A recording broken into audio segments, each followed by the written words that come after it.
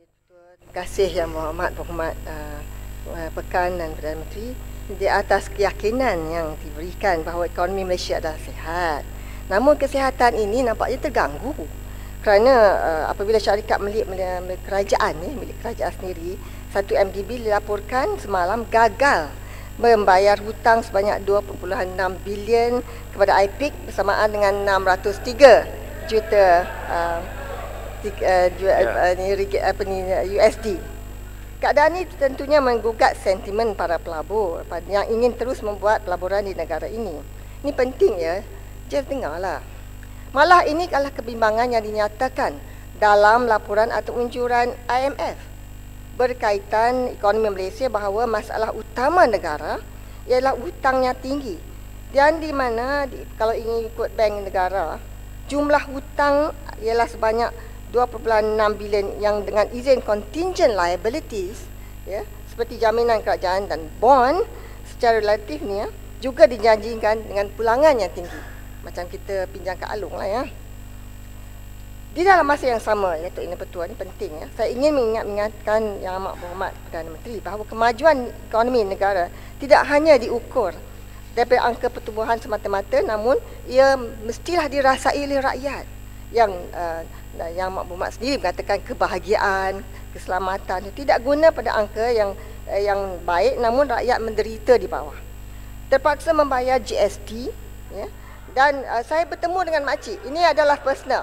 Saya bertemu dengan makcik dekat hospital UMMC di mana dia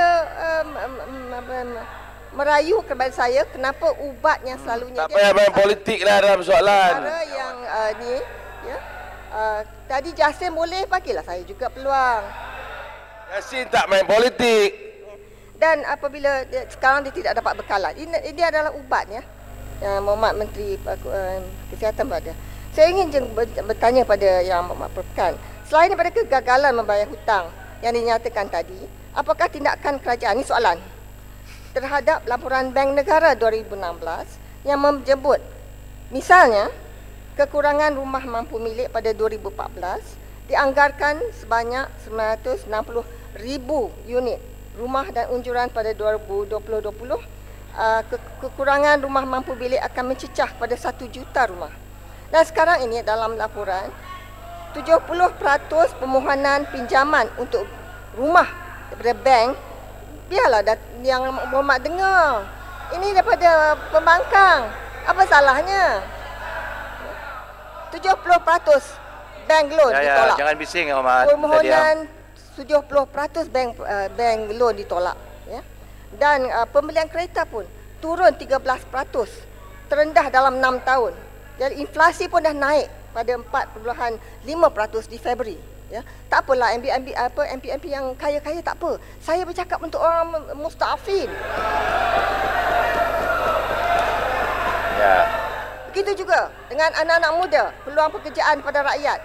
Sensus terkini yang dikeluarkan bulan Mei 2017. Jabatan Statistik Negara, bukan saya yang kata, bukan Perkhidmatan PAUH, tetapi Jabatan Statistik Negara mengatakan pada 18 bulan Julai yang sudah seramai 507,000 yang tidak bekerja di Malaysia dan setengahnya adalah anak-anak muda. Saya mohon jawapan, apakah Perdana Menteri boleh, ialah productivity increase, tetapi tak ada kerja. Ini mestilah dijawab oleh Yang Amat Berhormat Perdana Menteri. Terima kasih. Ya, saya Yang Berhormat, saya sengaja tak tegur tadi pasal Jasin pun panjang dan ditegur oleh sebelah sini. Bila Perkhidmatan PAUH juga tanya soalan panjang, ditegur oleh sebelah sini. Jadi saya sengaja, tapi sebenarnya janganlah panjang sangat soalannya. Ya, sila Yang Berhormat. Ya, terima kasih Tuan Ketua. Walaupun itu bukan soalan tambahan tapi syarahan mini. Tapi tak apa, saya terima. Itu memang kerja pembangkang, kalau tak buat macam itu payahlah ya dari segi politik. Namun saya nak beritahu bahawa hutang negara dalam lingkungan terkawal malah telah dapat dikurangkan daripada 54% KDNK pada 52.5% dan fiskal negara, defisit kita kerajaan telah dapat kita kurangkan daripada 6.7% kepada insya-Allah 3% pada akhir negatif pada akhir tahun ini, dan kita sedang menjurus kepada belanjawan berimbang.